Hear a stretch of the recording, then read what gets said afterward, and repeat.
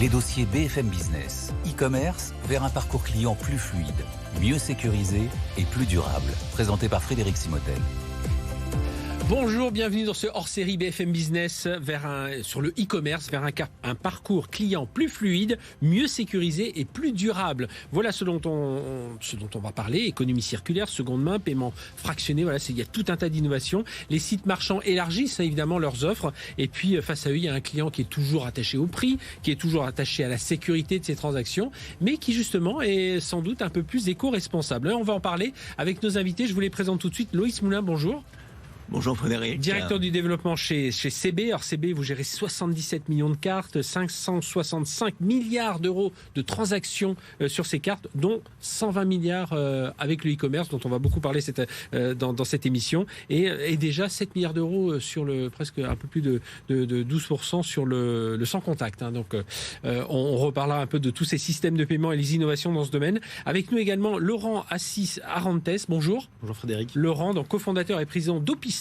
Vous démocratisez l'accès à la pièce d'occasion, on va en reparler dans un instant. Et puis Vincent Miguel, bonjour Vincent. Bonjour Frédéric. Merci d'être avec nous, co-directeur e-commerce des épiceries Nous Anti-Gaspi, et vous travaillez sur la réduction du gaspillage alimentaire. On va reparler de tout ça. Vous êtes lauréat d'ailleurs du prix, et Opisto était finaliste du prix éco-responsable organisé, des grands favoris du e-commerce organisé par la FEVAD. Mais je vais démarrer avec vous, Loïs, juste un mot sur les systèmes de paiement. On en parle beaucoup.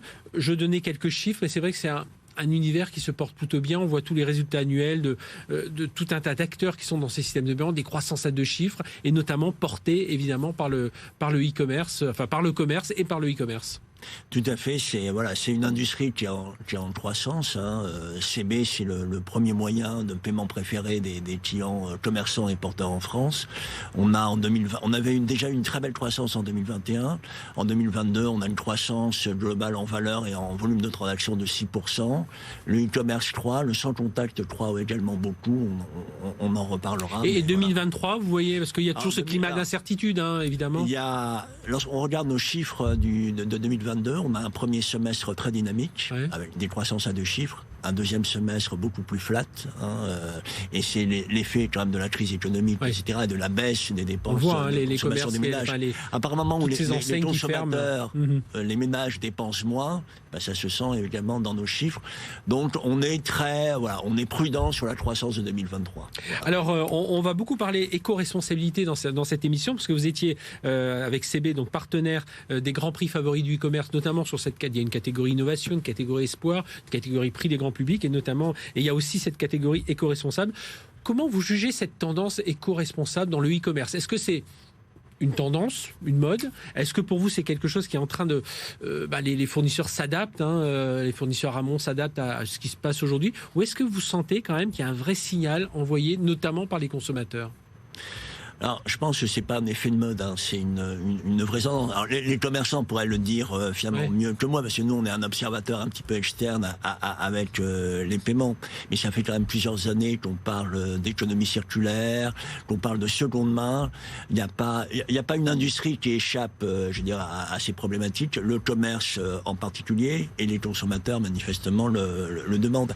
Et même l'industrie de la carte, il y a des questions autour de l'éco-responsabilité du paiement. Comment on peut faire mieux des paiements. Alors la carte est déjà très bien positionnée.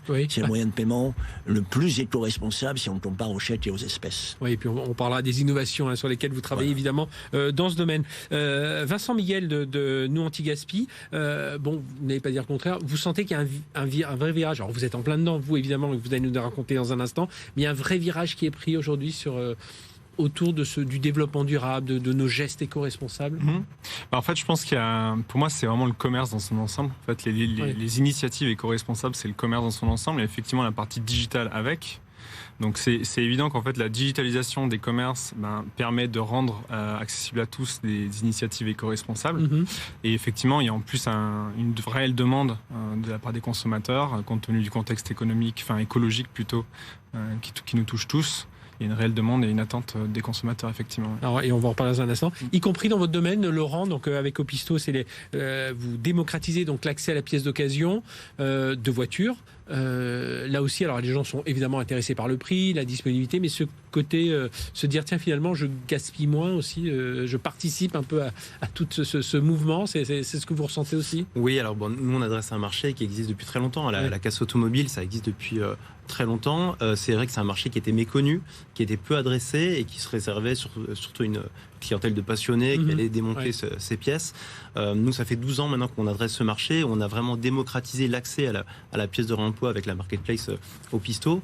Voilà, la tendance écologique, en fait, on la voit de plus en plus aujourd'hui. C'est un sujet qui devient... Ça fait partie des critères qui sont remontés, quoi. Voilà, c'est un sujet qui devient plus actuel et on essaye de faire prendre conscience aux gens que le fait d'acheter une pièce d'occasion aujourd'hui, le fait d'acheter économie circulaire, c'est pas juste pour faire des économies. Bien sûr, ça permet de faire des économies. Une pièce d'occasion, c'est 70% d'économie par rapport à une pièce neuve, mais c'est aussi un acte écologique et ça permet d'éviter un gaspillage. Il y a plein de pièces qui sont en très bon état, qui peuvent être remises sur un véhicule et le véhicule permet on peut continuer à fonctionner pendant encore très longtemps. Justement, tiens, on va démarrer avec vous. Donc, votre métier chez Opisto s'appuie sur ce qu'on appelle un logiciel. Alors, il y a CVHU, c'est les centres de traitement de véhicules d'usage. Donc, il y a un logiciel qui s'appelle Opisto 360. Vous allez nous expliquer ça. Il faut quand même savoir, c'est 1,6 million de véhicules déclarés pris en charge chaque année dans les casses.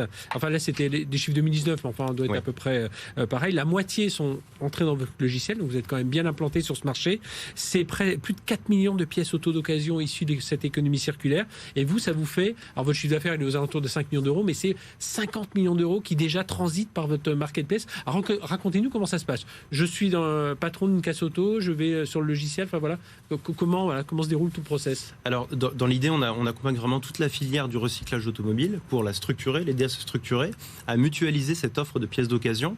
Donc, ces 4 millions de pièces sont des pièces qui sont démontées, contrôlées, prises en photo, nettoyées et qui vont être vendues sur notre marketplace, qui vont être vendues à des particuliers, à des professionnels. Donc là, c'est le propriétaire de la casse auto qui va avoir l'état de la voiture, qui va récupérer les pièces, et lui-même va aller sur la plateforme, pardon, et voilà, il saisit un peu tout ce qu'il peut mettre, tout ce qu'il estime de bonne qualité. Alors, qu'il peut mettre sur le... On va l'aider dans cette démarche parce que l'objectif, c'est bien sûr de répondre à une demande.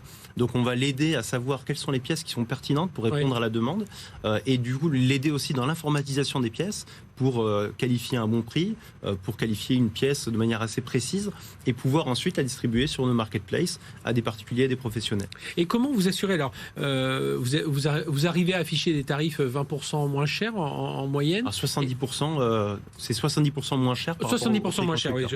Et alors, comment vous arrivez à vous assurer de la qualité des pièces, justement? Oui, alors on a travaillé, nous, avec les centres sur un process de contrôle. Oui. Donc, les pièces sont démontées, nettoyées, on les prend en photo, on les qualifie, on vérifie qu'elles sont conformes, qu'il n'y a pas de pièces défectueuses.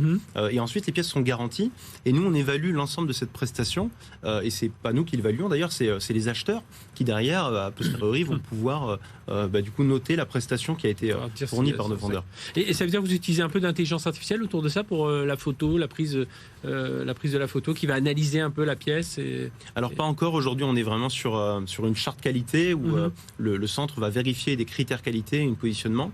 Là où on utilise plus l'analyse de data et la performance aujourd'hui qu'on est capable de dégager, c'est sur justement cette offre et cette demande pour essayer d'orienter le démontage de véhicules qui sont à plus forte valeur ajoutée et de démonter les bonnes pièces pour répondre à la demande, notamment des professionnels et des carrossiers. Et vous êtes capable donc de dire, tiens non, oubliez les rétroviseurs de tel modèle, on en a 10 000 en stock, c'est pas la peine. Par contre, concentrez-vous sur, je sais pas quoi, des jantes de telle marque. Là, il y a une vraie demande. Tout à fait. Et puis l'autre objectif, c'est aussi de mieux valoriser les pièces. C'est vrai qu'une idée reçue qu'on a aujourd'hui sur la pièce de réemploi, c'est qu'elle est forcément beaucoup moins chère. Oui. Sauf qu'aujourd'hui, avec cette approche plus écologique, on a des pièces qui sont rares, qui peuvent être produites avec un process qualité beaucoup plus exigeant sur la pièce d'occasion, et du coup qui seront moins chères qu'une pièce neuve, mais pas forcément 70% moins chères, tel que c'est le cas aujourd'hui. Alors on reviendra la suite avec vous chez Opisto. Vincent Miguel, donc de Nous Anti-Gaspi, alors lauréat du trophée éco-responsable, on a dit, de favori du e-commerce organisé avec la FEVAD.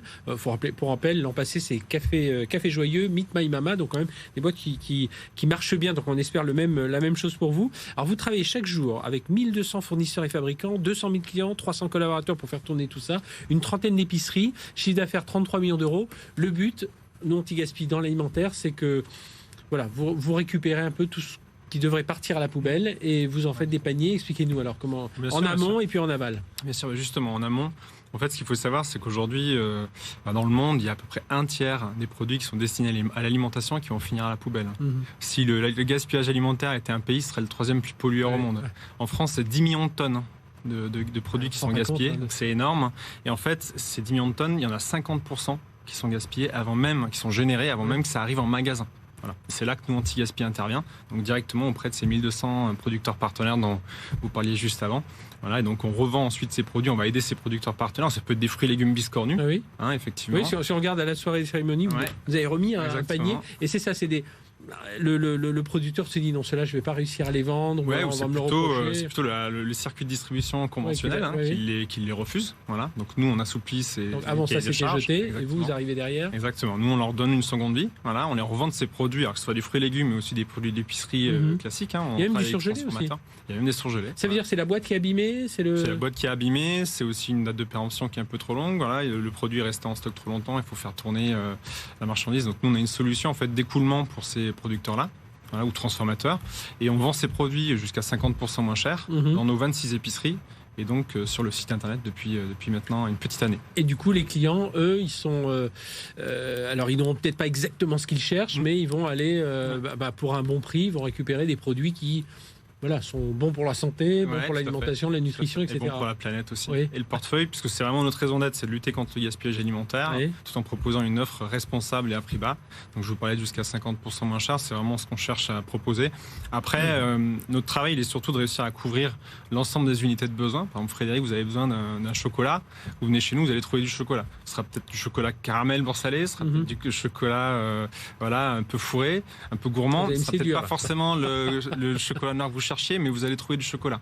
Donc c'est ça qu'on cherche, c'est notre métier vraiment au quotidien, de réussir à proposer une offre bien complète pour que quand vous venez chez nous, vous allez trouver votre produit, pas forcément celui que vous cherchez peut-être, mais en tout cas vous allez trouver le produit que vous cherchez. Et ils sont où vos points de friction là? Où sont les contraintes? Enfin là où vous dites il faut qu'on justement il peut y avoir ce côté déceptif d'un client qui va c'est là sur lequel vous travaillez. C'est là où nous en fait on cherche. Ça fait maintenant 4 ans en fait que le Anti-Gaspi existe et on cherche justement à élargir le plus l'offre, donc pour proposer différentes marques et surtout assurer la présence d'un produit sur une unité de besoin bien précise. Je vous parlais du chocolat, c'est typiquement le cas. Vous allez chercher une marque, peut-être vous la trouverez pas, par contre le chocolat vous allez bien le trouver. Ça c'est mine de rien un travail du quotidien, et pour répondre à une problématique que parfois on a une UB, on appelle ça comme ça, une unité de besoin qui est pénurique, le fameux chocolat, et on a créé notre propre marque. Donc la marque Nous, où là on travaille directement avec des producteurs pour du coup couvrir des besoins clients qui ne sont pas couverts en solution anti-gaspi par le biais d'autres marques. Voilà. Loïc, ce qui vous intéresse dans ces projets-là, c'est de voir un peu comment ils évoluent, comment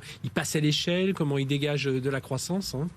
Alors, d'une part, et ce qui nous a beaucoup intéressé dans le jury, c'est finalement la diversité des verticales adressées. La verticale alimentaire, et dans le cas de Nous Anti-Gaspi, on connaît d'autres solutions, mais qui sont finalement très, très ciblées. Nous Anti-Gaspi, il y a une profondeur de l'offre. C'est pas simplement les légumes biscordus, c'est aussi de l'épicerie, c'est des produits frais, c'est des produits surgelés, c'est aussi quelque chose qu'on aime bien, parce qu'on croit beaucoup à la complémentarité physique électronique. Commerce électronique, et dans le cas de Nous Anti-Gaspi, c'est une trentaine d'épiceries. C'est à la fois un réseau de distribution physique et du e-commerce depuis plus récemment, et cette complémentarité, c'est un sujet qu'on porte notamment avec la FEVAD. Dans le cas de Opisto, je pense que ce qui a aussi un peu surpris le jury, c'est que je pense qu'il y a un effet, on ne s'attendait pas dans cette verticale que tu disais les gens ne connaissent pas nécessairement, qu'il y ait aussi déjà de l'économie circulaire, mais surtout de l'économie circulaire industrialisée, avec à la fois une plateforme B2B, une plateforme B2C, enfin une marketplace B2B et une marketplace B2C. Tout à l'heure, on disait que il y a beaucoup d'acteurs qui sont intéressés à participer, à favoriser ce type d'initiative. Donc c'est au-delà des aspects purement développement business, c'est une réponse dans des verticales très différentes à une problématique qu'on disait au début, qui est portée par les consommateurs. Vous réussissez à vous démarquer, je sais pas, si on regarde l'univers concurrentiel pour Nous Anti-Gaspi, est-ce que des Too Good To Go, c'est quelque chose qui fait pas forcément la même chose, mais voilà, il y a un gros univers concurrentiel dans votre secteur. Ouais, c'est bien de l'évoquer. En fait, Too Good To Go, ils interviennent du coup plutôt en aval de la filière, quand nous on intervient en amont. Oui, c'est le boulanger qui est en fin de journée. Exactement. Mais ce qui est un combat hyper important à mener dans tous les cas. Après, en termes de concurrence, en réalité, il y a la distribution alimentaire classique. Faut l'admettre. Nous, comme je vous expliquais, on a un modèle dans un coin. Il y a aussi ça, mais même simplement le fait d'aller dans une enseigne classique pour faire ses courses, qui essaye elle-même de proposer des prix attractifs, même si nous, nos prix sont super attractifs. Il y a le petit pendant. Ils sont déjà venus vous voir, là, la grande distrie, essayer de voir un peu comment ils pourraient collaborer. Plutôt dans la collaboration pour pouvoir proposer éventuellement des solutions pour leur propre stock, où nous on apporte des solutions que vous connaissez, donc le e-commerce, mais aussi les épiceries. Donc il y a des échanges, effectivement. Il pourrait y avoir une complémentarité. En tout cas, ça fera un service supplémentaire. Et même en termes pour la revente de notre marque, la marque Nous, c'est des solutions en fait qui permettent aussi aux distributeurs alimentaires classiques ça leur permet de se positionner aussi sur un élément très engagé, de proposer une marque qui lutte contre le gaspillage alimentaire directement auprès des producteurs. J'imagine Laurent Aciarantes d'Opisto, on vous parle tout de suite Oscaro, c'est ça, c'est cet univers concurrentiel, c'est ce genre de... Contrairement à ce qu'on peut croire aujourd'hui, ce qu'on achète en pièces neuves et en pièces d'occasion, c'est assez complémentaire, puisque nous aujourd'hui 50% de ce qu'on vend en termes de valeur, c'est de la pièce de carrosserie, donc c'est de la pièce qui s'adresse aujourd'hui à des carrossiers dans le cas de sinistres principalement, ou alors de la grosse mécanique des moteurs boîte de vitesse qui coûte très cher à l'achat. Donc on a une complémentarité, on ne vend pas de plaquettes de frein, on ne vend pas de ce genre de pièces. Oui, d'accord, vous êtes vraiment c'est pas la pièce détachée, c'est vraiment la pièce d'occasion. C'est une pièce détachée, mais d'occasion. Et oui, on comprend bien, si vous prenez l'exemple de la plaquette de frein, on comprend bien que ça, d'occasion, on ne rachète pas. Je dirais plutôt que, sans parler de concurrence, on est plus sur un marché en mutation, c'est-à-dire l'objectif c'est de faire connaître ce marché, en fait, de faire connaître son existence. On n'y pense pas, on n'a pas le réflexe. Bon nombre de personnes ont peut-être un rétroviseur qui est abîmé et vont pas spécialement se dire qu'ils pourraient le trouver pas très cher en occasion et le faire poser par un professionnel. C'est les particuliers ou il y a aussi des professionnels qui viennent se fournir chez vous, Alors aujourd'hui, c'est en grande partie des professionnels, c'est ce qui se développe le plus vite. On a quand même une grande communauté de passionnés qui réparent eux-mêmes leurs véhicules pour des raisons économiques ou juste par passion pour l'automobile. Mais aujourd'hui, ce qui se développe le plus et ce sur quoi on essaye de pousser le plus aujourd'hui, c'est sur la partie professionnelle, pour que le professionnel demain propose un service clé en main à un automobiliste qui vient et qui a besoin de réparer sa voiture et qui souhaite, pour des raisons économiques ou écologiques, ou les deux, bénéficier de pièces de réemploi. Et vous parliez d'automobilistes, c'est 4 roues, 2 roues, pour l'instant c'est que du 4 roues? Alors aujourd'hui c'est que du 4 roues, mais on travaille justement à essayer d'adapter notre offre aux 2 roues, donc avec des problématiques d'identification qui sont particulières, mais on a des partenariats qui sont en cours de construction par rapport à ça, et le but c'est vraiment de pouvoir couvrir le panel global de véhicules. Un peu, quand on vous écoute tous les deux, on a l'impression aussi que vous participez quelque part à la transformation digitale de votre écosystème, là, Vincent, sur avec les distributeurs, ou les fournisseurs avec qui vous travaillez. On rappelle, c'est 1200 fournisseurs fabricants. Vous insérez dans la chaîne, mais avec vos outils digitaux. Du coup, vous les poussez un peu. C'est important, ça aussi. Ouais, tout à fait. En fait, c'est vrai que le métier de e-commerçant, c'est aussi un métier de logisticien. Donc, on a une centrale d'achat qui fait le lien entre le transformateur et le point de vente final, ou que ce soit le magasin ou le e-commerce, mais il y a tout ce qui est solution après digital, mais là c'est plus pour le parcours client. Donc c'est être capable de proposer un parcours client omnicanal, on s'en parlait juste avant. Donc il y a le passage en boutique, puis après le client peut très bien vouloir faire un petit click and collect ou se faire livrer à la maison, donc ça c'est des choses qu'on va pouvoir proposer. Donc c'est vraiment de bout en bout, quoi. Même chose pour vous, justement, je regarde juste les centres les centres de casse, alors les centres de traitement de véhicules hors d'usage. Du coup, on peut dire ils ont peut-être un tableur Excel pour voir un peu le nombre de véhicules, mais là, avec vous, ils commencent à rentrer un peu dans cette transformation numérique. Oui, alors clairement, aujourd'hui, tous sont engagés plus ou moins dans la transformation numérique. C'est devenu presque une obligation, puisque aujourd'hui, presque un tiers des volumes de vente de pièces d'occasion se fait en ligne. Alors en ligne ou c'est du revenu supplémentaire qu'ils ont réussi à dégager. C'est du revenu supplémentaire. Ils ont de plus en plus de contraintes. On a vraiment une transformation du marché de la casse d'autrefois qu'on connaissait à un marché industriel, voire semi-industriel ou industriel du recyclage automobile. Donc c'est des frais supplémentaires, c'est une organisation, des processus logistiques, des embauches, et donc il faut arriver à rentabiliser tout ça, et ça passe par le développement de la pièce d'occasion. Alors notre rôle là-dedans, c'est surtout la promotion en fait de ces produits-là, et c'est ça qu'on essaye de porter aujourd'hui. Et ce qui est intéressant, Loïs Moulin de CB, c'est qu'on voit qu'aujourd'hui toutes ces entreprises, ces jeunes entreprises comme nous Antigaspi, comme Opisto, elles savent où s'insérer dans la chaîne de valeur, ne pas chercher à aller trop loin, et grâce au digital, pouvoir vraiment s'imbriquer un peu dans tout ça, et puis retrouver des partenaires comme CB aussi pour la partie système de paiement. Oui, et après, il faut qu'elles rencontrent leurs clients B2B, c'est-à-dire que, par exemple, leur communauté. Et il y a un vrai sujet, d'une manière générale, dans la numérisation du commerce indépendant, qui est quand même du commerce physique indépendant, qui est une problématique, parce que le commerce indépendant physique souffre dans différentes verticales. Nous, on avait lancé en 2020, au moment du Covid, une plateforme de référencement de toutes les solutions numériques proposées par des PME françaises à destination du commerce physique indépendant qui s'appelle Action Commerce CB. Elle a servi pendant le Covid, mais elle est toujours active, elle est toujours de plus en plus utile. Maintenant, on a référencé plus de 360 solutions. Au passage, Encore Store, qui était lauréat, était référencé dans cette plateforme dès 2020. Donc, c'est comme quoi on avait eu du nez à l'époque, parce que ça a apporté une vraie réponse à ces problématiques. Et donc voilà, c'est ce sujet de l'effort pour accompagner la numérisation du commerce indépendant dans les villes moyennes ou les centres-villes. C'est un effort qui est loin d'être terminé, et toutes les initiatives sont bonnes. Voilà. Il faut que ces entreprises rencontrent leur communauté, à la fois leur communauté de consommateurs et leur communauté de professionnels lorsqu'elles adressent dans les plateformes B2B des professionnels. Voilà.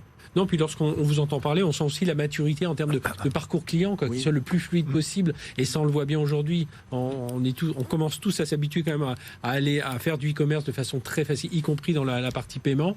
Et on a envie que ce soit assez fluide. Donc j'imagine que l'un comme pour l'autre, Vincent, vous travaillez beaucoup. C'est un travail continu. Pour le coup, on teste les parcours clients tous les jours pour voir ce qui fonctionne et ce qui ne fonctionne pas. On est aussi à l'écoute de nos clients. Je pense que c'est quand même eux qui nous parlent le plus. Ils savent nous renseigner sur ce qui fonctionne et ce qui ne fonctionne pas et quelles sont leurs attentes. On vient de lancer un programme de fidélité sur tout le réseau qu'on va chercher à rendre 360 à la fois digital, on et offline. Donc ça, c'est aussi un travail qui va être à mener. Et après, il y a d'autres pistes pour le parcours client sur lesquelles on travaille. On parlait d'omnicanalité. Voilà, exactement. La même chose de Laurent. Oui, tout à fait. Bon, je pense que il y a aussi la qualité du service client, en fait, un peu globalement, qui est challengée aujourd'hui avec des grands acteurs qui ont mis la barre très haut en termes de satisfaction pour le client. Et donc, c'est à nous d'être à la hauteur aujourd'hui. On mesure du coup la satisfaction de nos clients, les taux de retour. On fait un gros travail sur la qualité préalable des produits pour faire en sorte que le client soit satisfait, parce qu'un client satisfait, c'est un client qui revient. Et donc, c'est une manière de fidéliser et puis de savoir leur parler avec un discours qui s'adapte aussi, avec des besoins qui évoluent. Donc, c'est un challenge au quotidien, bien sûr, d'être à l'écoute et de continuer à adapter nos solutions. Comment on innove justement dans ce domaine, Louis Moulin, quand on s'appelle CB, sur ces systèmes de paiement? Alors, je disais en introduction aujourd'hui du paiement fractionné, du paiement à la commande. Alors, il y a déjà ces moyens de paiement qui évoluent, mais pour rendre justement ce parcours client plus fluide. Alors, on sait qu'en commerce physique, c'est le moment de friction, c'est quand on passe à la caisse, qu'on attend. Là, en e-commerce, a priori, en général, ça se passe plutôt bien. Il y a les doubles authentifications. Mais voilà, comment vous travaillez justement pour que ça ce soit le plus fluide possible? En fait, c'est vrai, les drivers, il y a deux drivers dans l'innovation dans les paiements, c'est l'évolution du commerce proprement dit et la sécurité. Et aujourd'hui, en fait, le commerce développe de nouvelles formes, depuis des années, de nouvelles formes d'interaction avec ses consommateurs pour faire connaître sa marque, mais également vendre. Et à partir du moment où il vend dans une nouvelle forme d'interaction, il faut qu'on puisse payer, et il faut qu'on puisse payer de manière fluide et sécurité. Oui. Le sans contact, simplement pour illustrer, le sans contact s'est déployé en France parce que le commerce voulait accélérer les temps de passage en caisse de leurs clients. Voilà. Le Covid est arrivé là-dessus. Le Covid est arrivé, ça a encore aidé. Le paiement s'est développé dans le e-commerce parce que le commerce s'est développé dans le monde digital. Et donc aujourd'hui, le Lab by CB, en fait, il travaille avec des enseignes pour comprendre quelles sont les nouvelles formes de parcours, omnicanal, digital. On parle, par exemple, le paiement à table dont on a beaucoup parlé en 2021-2022, où je suis à table, je ne souhaite plus éventuellement payer mon addition de manière traditionnelle, je flash un QR code, et après il faut que je paye de manière fluide et sécurisée. Sur mon ticket, sur mon email. Et je vais prendre un dernier exemple, éco-friendly, le sans contact qui est maintenant très déployé, la quasi-totalité des cartes sont sans contact.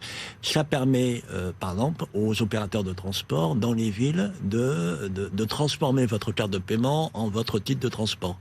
plus besoin, au moment où je veux prendre le bus à Rennes, à Toulouse ou le tram, d'acheter un ticket papier.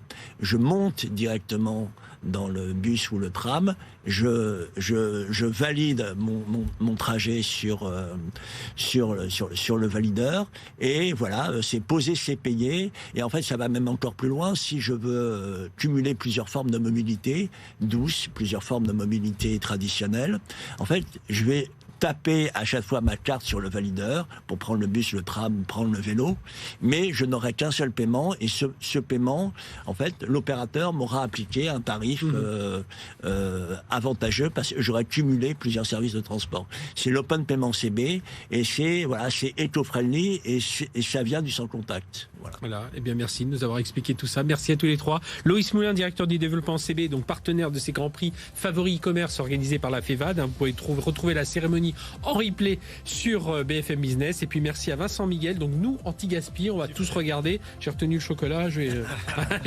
Et puis Laurent Assiarantes, donc au Pisto. Et c'est vrai, oui, ouvrir alors effectivement aux professionnels, mais c'est vrai que les particuliers aussi vont aller chercher, on espère, davantage cette démocratisation de l'accès à la pièce d'occasion automobile. Et puis viendra le 2 roues, on l'espère pour certains. Merci à tous les trois. Merci de nous avoir suivis sur BFM Business. On se retrouve très bientôt pour un nouveau hors-série. À très bientôt sur BFM. Hors série, les dossiers BFM Business.